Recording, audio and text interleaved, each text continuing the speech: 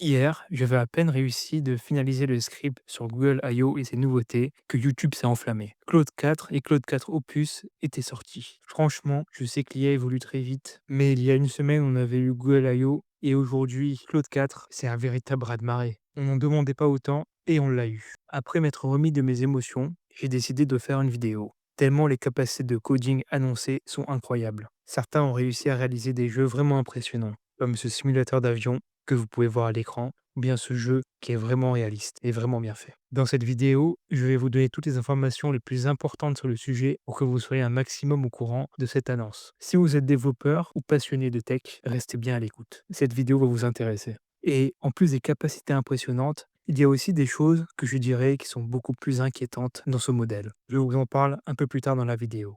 Anthropic a sorti deux modèles, Claude 4 Sonnet et Claude 4 Opus. Les deux modèles sont très similaires, à une différence près. Claude 4 Opus est beaucoup plus adapté pour les tâches longues et complexes, car il a une capacité de raisonnement qui est plus profonde que Claude 4 Sonnet. Anthropic aurait d'ailleurs réussi à utiliser le modèle durant 7 heures pour refactorer du code, ajouter de nouvelles fonctionnalités, etc. etc. C'est l'équivalent d'un humain qui aurait fait sa journée de travail sans pause ni café. Le modèle est d'ailleurs classé ASL3, qui est une classification élaborée par Anthropic, qui dit en gros le niveau de dangerosité d'une IA sur une potentielle utilisation malveillante. ASL3 est un niveau de classement qui est très haut, donc le potentiel d'utilisation malveillante est très fort sur ce modèle. Ce qui fait un peu flipper, on va pas se cacher. Claude 4, quant à lui, est une grosse mise à jour de Claude 3.7 Sonnet. Il sera moins efficace sur les tâches complexes et chronophages, et plus efficace sur les petites tâches, comme initialiser un projet ou ajouter une feature dans une code base. Autrement dit, si vous aviez l'habitude d'utiliser Claude 3.7 Sonnet sur Cursor par exemple, eh bien passez sur Claude 4, car il est beaucoup plus efficace. En parlant de performance,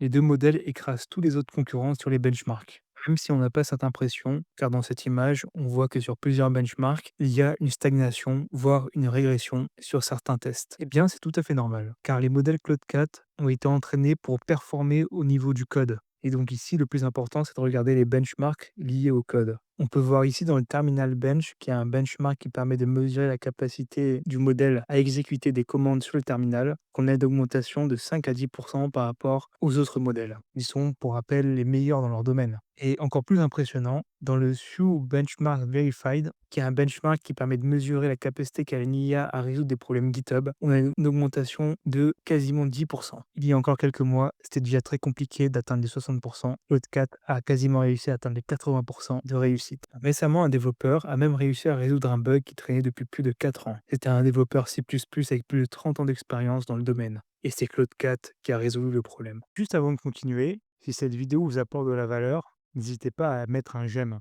Cela m'aidera pour le référencement et pour développer la chaîne. Et si la thématique de l'IA et du développement vous intéresse, pour par exemple gagner plus de temps en tant que développeur et utiliser les outils IA au mieux, eh bien n'hésitez pas à vous abonner. Pour réussir dans ces prouesses, les deux modèles de Claude 4 intègrent différentes fonctionnalités. Il est capable maintenant de réfléchir de manière étendue, c'est-à-dire qu'à chaque étape de son processus de réflexion, on pourra appeler une ressource externe pour l'aider, par exemple une recherche web, un calculateur ou une base de données. En plus de cela, chaque ressource externe qu'il appelle pourra les appeler en parallèle. Il pourra ensuite agréger les données s'il y a besoin pour les comparer et voir quelle est la meilleure solution pour résoudre son étape de réflexion. Une autre fonctionnalité qui concerne cette fois-ci uniquement Claude est sa capacité de mémoriser à long terme. C'est-à-dire qu'il va mettre en mémoire des informations stratégiques pour pouvoir réaliser une tâche complexe. Anthropic a par exemple montré que Claude 4 Opus était capable de jouer à Pokémon pendant plusieurs heures et qu'une des clés de cette performance était qu'il sauvegardait un fichier de mémoire en interne où il se donnait des instructions stratégiques pour pouvoir jouer au jeu au mieux. Les deux modèles comprennent beaucoup mieux les consignes qu'on leur demande.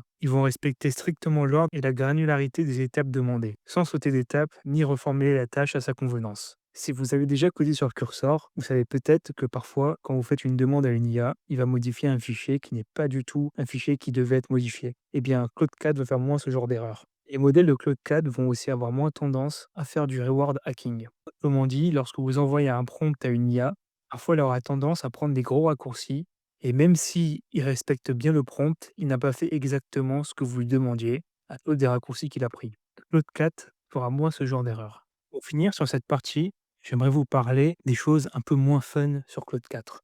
Déjà, les modèles sont vraiment chers. Surtout Claude 4 Opus par rapport à Claude 4 Sonnet. Les deux modèles sont pas forcément accessibles à tout le monde et Claude 4 Opus est uniquement accessible dans une version payante. Il me semble que pour sonner, dans certaines versions gratuites de logiciels, vous pouvez l'utiliser, mais pas forcément de manière illimitée. Autre chose, est-ce que vous vous rappelez des benchmarks que je vous ai présentés? Eh bien, sur certains benchmarks, il y a des petites notes en dessous de la page qui précisent la méthodologie des tests qui ont été faits. Eh bien, il faut savoir que dans le Show Benchmark Verified, les tests ont été faits de manière pas forcément conventionnelle, c'est-à-dire qu'ils ont notamment utilisé le modèle en lui demandant de générer plusieurs réponses en parallèle et en choisissant la meilleure, ce qui forcément améliore le résultat dans le scoring final du benchmark. Les modèles de Claude 4 sont aussi sujets à plusieurs controverses. J'aimerais vous en parler d'une que je trouvais intéressante. Sam Bowman, une personne travaillant chez Anthropic, dit que Claude 4 Opus serait tellement efficace et proactif pourrait contacter les autorités ou la presse si jamais ils voient que vous faites quelque chose d'immoral, comme falsifier des données par exemple. Il a ensuite supprimé son tweet